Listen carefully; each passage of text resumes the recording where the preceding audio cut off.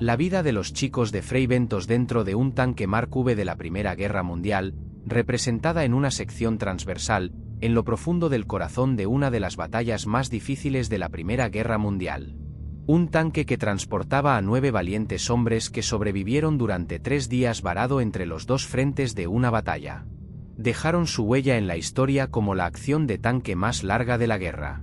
Era agosto de 1917 y el ahora famoso tanque Freyventos y su tripulación estaban abriéndose paso a través de la tercera batalla de Ypres, mejor conocida como la batalla de Passchendaele. A una velocidad no tan rápida pero muy ruidosa y accidentada de 3 metros por hora, el equipo de 9 hombres estaba compuesto por el capitán Donald Richardson, el segundo teniente George Hill, el sargento Robert Misen y 6 artilleros, William Mary, Ernest Hatten, Frederick Arthurs, Percy B.U.D., James Binley y Ernest Brady. Su estación de batalla era el tanque Mark V, al que el capitán Richardson cariñosamente apodó Freyventos en honor a la popular carne enlatada británica. Este tanque Mark V, que entró en servicio unos meses antes en mayo de 1917, fue uno de los tanques más prolíficos de la Primera Guerra Mundial. El Mark V fue el primer tanque británico en ser producido en masa, cambiando el alcance de la guerra para siempre con placas de acero gruesas cortadas, perforadas y endurecidas para ser utilizadas en su armadura de 12 milímetros de espesor. El papel de los tanques masculinos Mark V era eliminar búnkeres y nidos de ametralladoras, y esto es exactamente lo que el Freyventos y su tripulación intentaban cuando quedaron fielmente atrapados el 27 de agosto de 1917. Después de disparar en la granja Sam, el tanque cayó en una zanja justo después de las 5:45 de esa mañana, cerca de su próximo objetivo, la granja Hippo. Originalmente, Richardson había estado caminando junto al tanque para desviar el fuego enemigo, pero después de recibir heridas en las piernas, regresó al interior justo a tiempo para quedar atrapado. A pesar de estar atascado en el barro, todo no estaba perdido para el Freyventos.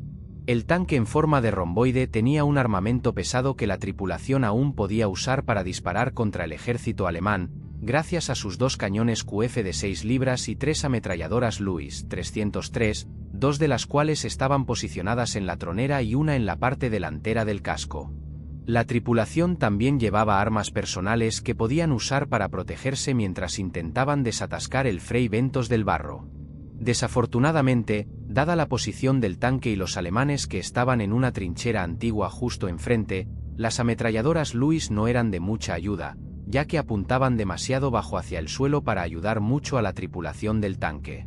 Según el relato de Misen, Hill, B.U.D. y Maury fueron alcanzados cuando cayeron en la zanja a través de las escotillas diseñadas para que la tripulación las usara para disparar al enemigo con sus armas personales.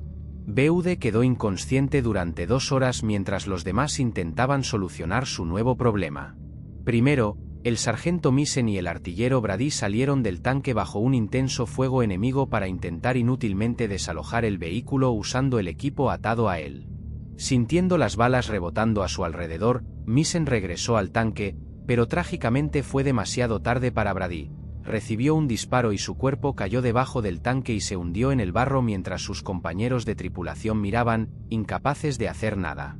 Si las cosas no parecían lo suficientemente complicadas para el Freyventos, los aliados en su propio lado también comenzaron a disparar al tanque en un intento de evitar que los alemanes lo tomaran y sospecharan que la tripulación había muerto o se había ido hacía mucho. Pero aún estaban vivos y dispuestos a luchar durante un total de 3 días y 2 noches. Los hombres del Freyventos soportaron el fuego enemigo y las horribles condiciones dentro del tanque de 28 toneladas. Puede haber sido una maravilla de la guerra moderna y un arma efectiva, pero la vida en su interior estaba lejos de ser fácil. A pesar de su armadura, la metralla todavía penetraba por las escotillas, hiriendo a la tripulación dentro en lo que se llamaban ráfagas de metal fundido caliente. No se atrevían a salir, ya que estaban experimentando fuego enemigo desde todas las direcciones y el Freyventos no estaba diseñado para ataques prolongados de varios días. No tenía comodidades modernas como un baño o incluso una estación de agua. En su lugar, los hombres se vieron obligados a soportar temperaturas que podían superar los 30 grados durante el día y caer por debajo del punto de congelación por la noche. El único líquido disponible provenía del agua en el radiador o del agua fangosa y sucia del lugar donde estaban atascados. No tenían otra opción, así que eso era lo que bebían para mantenerse con vida. La situación se volvió aún más desesperada cuando un soldado alemán logró acercarse al tanque y lanzó una granada adentro, que los soldados británicos arrojaron rápidamente fuera. Después de más de 12 horas desde que el tanque quedó atascado y con todos menos Binley heridos, el capitán Richardson tomó la decisión de decirle a Misen que se dirigiera a la infantería británica y les dijera que dejaran de disparar si querían salir con vida de esa situación. No sería conveniente ser alcanzados por fuego amigo justo cuando escaparan de los alemanes al otro lado. Por supuesto, los alemanes no recibieron el mensaje y continuaron disparando al tanque durante los siguientes 3 días, del 22 al 24 de agosto de 1917. Por encima de todo, la tripulación del Fray Bentos estaba decidida a cumplir con su deber y no permitir que el tanque cayera en manos enemigas. Cualquier tanque perdido ante los alemanes sería un golpe masivo para su ofensiva. A pesar de que la guerra estaba llegando a su fin, los alemanes no se habían centrado en la guerra de tanques y no tenían ninguno propio para retaliar contra los aliados. En cambio, se enfocaron en la defensa o en reutilizar aquellos que capturaron, razón por la cual era imperativo que el Fray Bentos se mantuviera fuera de sus manos. Pero la vida dentro del Mark V no era agradable. Aparte del fuego enemigo, las heridas, la posible metralla, el calor y el agua fangosa, un tanque estrecho no era un gran espacio habitable en los mejores momentos. El único lugar para sentarse era junto al motor y la transmisión de 70 galones, lo que significaba que mientras estaban dentro del tanque, además de todo lo demás, la tripulación estaba expuesta a una nube de gas, monóxido de carbono, humo de aceite y cordita de los proyectiles que inhalaban cada vez que respiraban, lo que provocaba náuseas y efectos secundarios a largo plazo. Era un espacio estrecho e íntimo, pero no de la mejor manera.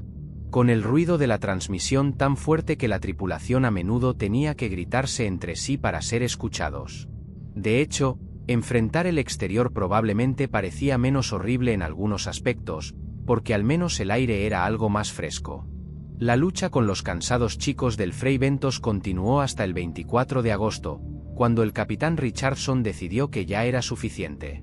Después de más de 60 horas de asalto constante, harían una escapada de regreso a las líneas británicas, llevando no solo sus armas y mapas, sino desenganchando y llevando también las ametralladoras. La tripulación salió del tanque a las 9 de la noche del 24 de agosto, obligada a arrastrarse literalmente sobre sus vientres a través del barro. Los miembros restantes de la tripulación del Fray Bentos, excluyendo a Brady, se dirigieron lentamente hacia las líneas británicas. Finalmente, después de un viaje arduo y un asedio extendido récord en su tanque, la tripulación sobreviviente lo había logrado. Se encontraron con el 9º Batallón, también conocido como los Guardias Negros, quienes recibieron a los hombres cansados y atendieron sus múltiples heridas. La batalla por el Fray Bentos había terminado, y afortunadamente, los alemanes nunca lograron capturar el tanque para sí mismos. Todos los hombres que habían soportado los 3 días dentro del Fray Bentos recibieron reconocimiento por su calma y estoicismo bajo fuego intenso. El capitán Richardson y el segundo teniente Hill recibieron la Cruz Militar, mientras que Misen y Maury fueron condecorados con la medalla al conducirse con distinción. Los otros miembros, Hatton, Arthurs, Beude y Binley, recibieron la medalla militar. Lamentablemente, Beude no sobrevivió para ver el final de la guerra, muriendo un año después a los 22 años. El capitán Richardson continuó comandando otro tanque que llamó cariñosamente Fray Bentos II, aunque no podía vivir a la altura del legado de su predecesor. El Fray Bentos II fue capturado y presentado al emperador Guillermo II al final de la guerra. Los cariñosamente apodados chicos de Fray Bentos fueron oficialmente reconocidos como la tripulación de tanque más condecorada que enfrentó la acción de tanque más larga de la Primera Guerra Mundial.